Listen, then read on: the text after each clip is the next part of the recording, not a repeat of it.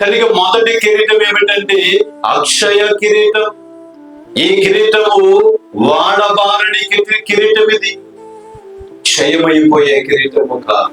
ఈ లోకములో కొన్ని వస్తువులు మనము చేస్తాము, వాటికి ఎక్స్పైరీ డేట్ ఉంటుంది.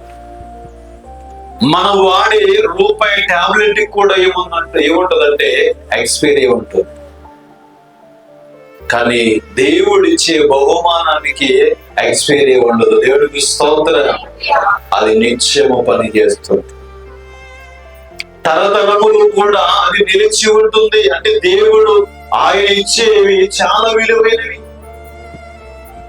మనుషులిచ్చే బహుమానములు అవి కొద్ది కాలం ఉంటాయి, కొద్ది కాలం పోయిన తర్వాత పాడైపోతాయి. దేవుడిచ్చే బహుమానములు అలాంటివి కాదు, కొద్ది కాలమే ఉండి మెప్పించేవి కాదు. అవి మనం ఉన్నా లేకపోయినా కానీ అవి శాశ్వత కాలము కూడా నిలిచి ఉంటాయి. దేవుడికి స్తోత్రం.